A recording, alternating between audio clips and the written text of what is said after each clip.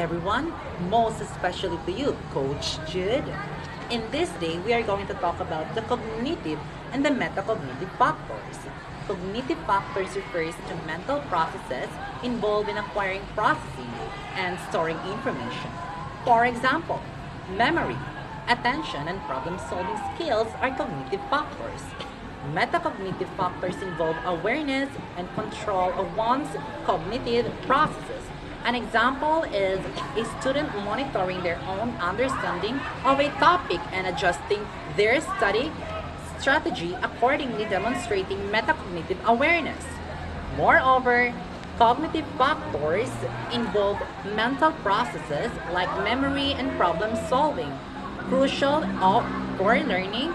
Metacognitive factors, on the other hand, relate to awareness and control of one's cognitive processes. In education, students benefit when they understand how they learn metacognition and apply effective strategies. Cognition to acquire, organize, and recall information. Developing both cognitive and metacognitive skill enhances students' ability to grasp, retain, and apply knowledge, fostering a deeper and more meaningful learning experiences. Together, cognitive and metacognitive factors create a synergetic approach to intellectual functioning, fostering continuous improvement in learning, problem solving, and overall cognitive skills. This combines a understanding in particular valuable and educational settings. Professional endeavors are daily life changes. With that, I hope that you pretty much understand about the cognitive and the metacognitive factors. For that, let's listen to Miss Resheline Taingles to discuss you more about metacognitive factors. Thank you, Mr. Antonio.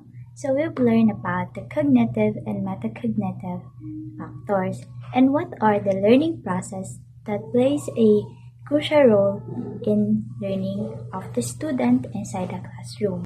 And now, let's proceed to the next topic, which is the motivational and affective factors. Number 1, motivational and emotional factors.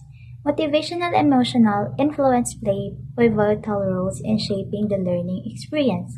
Motivation serves as the driving force behind one's willingness to engage with new information, persevere through challenges, and ultimately succeed in the learning process. It can be intrinsic, stemming from personal interests and goals, or extrinsic, influenced by external factors like rewards or recognition. Emotional influences are intertwined with motivation, shaping the overall learning atmosphere. Positive emotions such as curiosity and excitement can enhance cognitive processes and memory retention. Conversely, negative emotions like anxiety or frustration may hinder learning by impeding attention and informal processing. A supportive learning environment that nurtures positive emotions can contribute significantly to effective learning outcomes. In conclusion, the interplay between motivational and emotional influence significantly shapes the learning experience, and as educators, it plays a crucial role in understanding and leveraging motivational and emotional influences, tailoring teaching methods to align with students' interests, providing meaningful context. Number 2, intrinsic motivation to learn. The learner's creativity, higher order thinking, and natural curiosity all contribute to motivation to learn. Intrinsic motivation is stimulated by tasks of optimal novelty and difficulty, relevant to personal interest, and providing for personal choice and control. The intrinsic motivation to learn also promotes a deeper understanding of the materials. When individuals approach learning with genuine interest, they are more likely to explore connections, ask critical questions, and actively seek out additional information. Moreover, intrinsic motivation nurtures a growth mindset, embracing challenges viewing failures as opportunities to learn, and persisting in the face of difficulties became inherent aspects of the learning process. In conclusion, educators plays a pivotal role in fostering intrinsic motivation by creating a supportive learning environment, providing opportunities for student choice and autonomy, incorporating real-world relevance into lessons, and encouraging curiosity are effective strategies. Number three, effects of motivational effort. The effects of motivational on effort are profound, shaping the level of commitment, perseverance, and engagement individuals invest in their pursuits. Motivation serves as the driving force behind actions, influencing the amount of effort people are willing to exert towards achieving their goals. Understanding this dynamic interplay is crucial in various contexts, from education and the workplace to personal development. The effects of motivation on effort are multifaceted and play a crucial role in shaping individual performance and achievements. Whether intrinsic or extrinsic motivation influence the enthusiasm, persistence, and quality of effort individuals invest in their endeavors. Recognizing the nouns of motivation allows for the development of strategies that foster sustained, meaningful effort, leading to enhanced learning outcomes, workplace productivity, and personal growth. Thank you for listening. I hope you learned something. And for our next topic, it will be discussed by Miss Arlene Comesas. Good day to each and everyone, especially to you, Coach Jude. So today we're going to discuss our topic.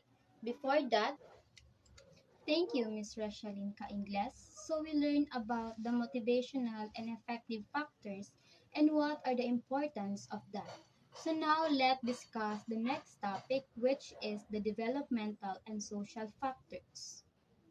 So first is the developmental influence on learning. As individuals develop, there are different opportunities and constraints for learning. Learning is most effective when differential development with and across physical, intellectual, emotional, and social domains is taken into account. Firstly, individuals learn best when material is appropriate to their developmental level and it's presented in an enjoyable and interesting way. Because individual development carries across intellectual, social, emotional, and physical domains, may also vary.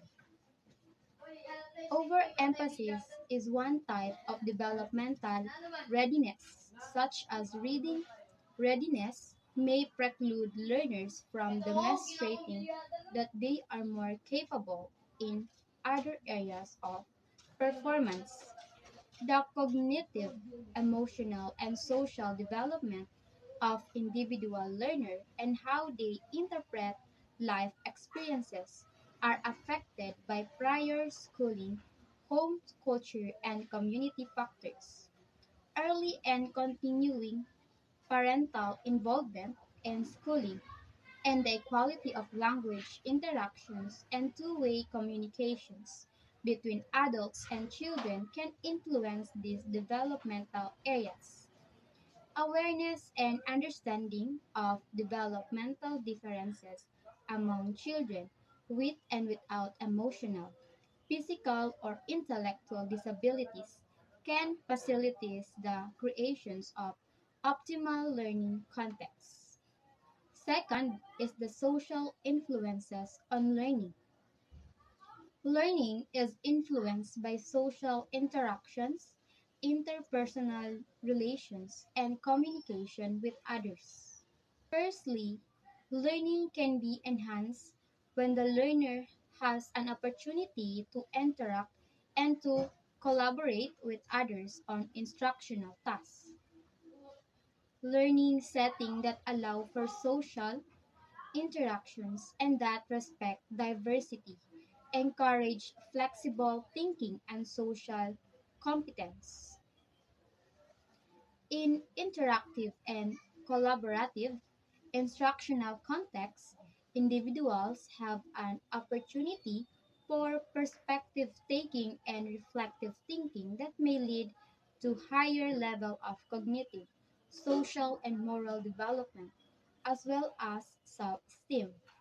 Quality personal relationship that provide stability, trust, and caring can increase learners' sense of belonging, self-respect, and self-acceptance, and provide a positive climate for learning.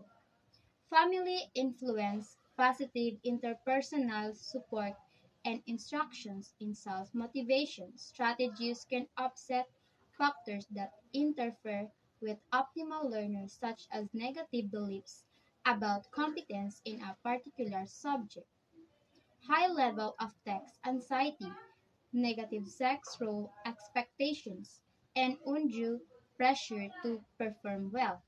The conclusion: positive learning climate can also help to establish the context for healthier levels of thinking, feeling, and behaving.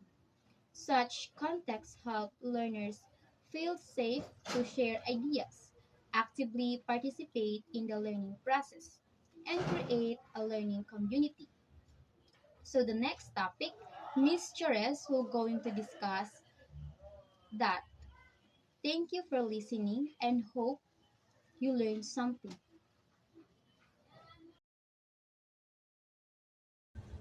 Good day, everyone. I am Charles Matugas, Study Hub member number 4. Before I'll start in my discussion, let me give you a short insight about what Arlene Comisa said earlier regarding about her topic, which is developmental and social factors. Developmental and social factors.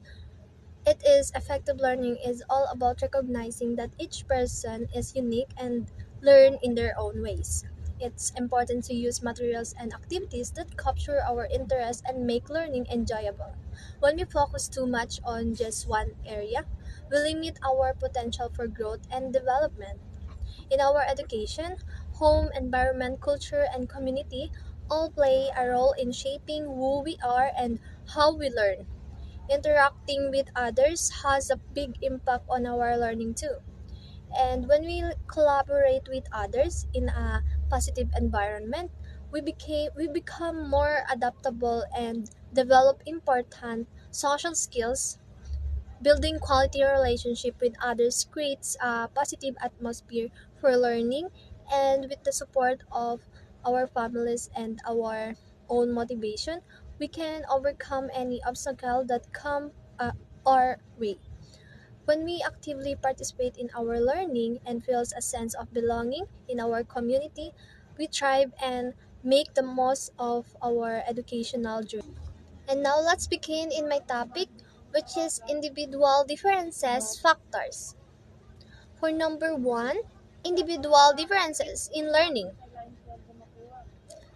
Just like we all have our own unique personalities, we also have our own ways of learning. This is shaped by our personal experiences and even our genes. We are all born with certain talents and abilities, and as we grow, we develop our own styles of learning. Some of us might like to learn by reading, others might prefer listening to lectures, and some might learn best by doing things hands on. We also learn at our own pace. Some of us might pick up new things quickly, while others might take a bit more time. And just because we like to learn in a certain way doesn't mean it's the best way for us to learn. Sometimes we might need to step out of our comfort zone to really understand a new concept. That's why it's important for teachers to help us figure out if our prepared learning style is actually helping us achieve our goals, and if not, help us find a new approach. The way we learn also interacts with what we are learning and the environment we are learning in. For example, if we are learning a new language, we might find it easier to pick up if we are in a country where that language is spoken, right? Yes. Number two, learning and diversity. Imagine you are in a classroom with students from all over the world. Everyone speaks different languages, follows different costumes, and has different social experiences. When a teacher takes these differences into account while teaching, everyone learns more effectively. Even though we all learn in different ways, there are some things that apply to everyone. We all need motivation to learn, effective teaching, and a good understanding of the subject. But our unique backgrounds can influence how we learn. For instance, a student who speaks a different language might need extra help with English vocabulary, or a student from a different cultural background might see a problem from a completely different perspective. So, it's important for teachers to pay attention to these factors when they are planning their lessons. When students feel that their individual differences are recognized and respected, they feel more motivated to learn. For example, if a teacher includes example from different cultures in their lessons, students from those cultures might feel more connected to the material. This makes learning a more positive and successful experience for everyone. For the third, standards and assessment. Setting high standards and evaluating our progress are important parts of learning process. When we set challenging goals for ourselves and assess how we are doing, we can learn and improve even more. Assessment give us valuable information about our learning journey. They help both us and our teachers understand how we are doing at different stages of the learning process. Effective learning happens when we are motivated to work towards ambitious goals. That's why it's important to assess our strengths and weaknesses, as well as our current knowledge and skills. This help this helps our teacher choose the right materials and activities that match our abilities and challenge us appropriately. Regular assessment also give us feedback on how well we are understanding the topics we are studying. They show us if we are making progress towards our learning goals. Standardized assessment, which are tests taken by many students, can give us an idea of how we are doing compared to others. This information can be used to make decisions about our education. Besides standardized assessments, there are other ways to evaluate our learning. Performance assessments like project or presentations can show how well we've achieved a specific learning outcomes. And self-assessment, where we reflect on our own progress, can help us become better at evaluating ourselves. It improves our awareness, motivation, and ability to take charge of our own learning. So that's all my topic. Thank you for listening. Good day to each and everyone, especially to you, Coach Jude. Allow me to introduce myself. I am Nene Ventura, and I belong to the Study Hub 1 student number 5. Today, let's discuss about legal and policy frameworks and learner-centered teaching. Legal and policy framework play a crucial role in shaping educational practice, including learner-centered teaching. This framework often establishes standard guidelines and regulation that influence how educators design and implement their teaching method. So, learning centered teaching approaches prioritize the individual needs, interests, and abilities of a student, fostering activity engagement and personal learning style experience by aligning with relevant legal and policy frameworks educators.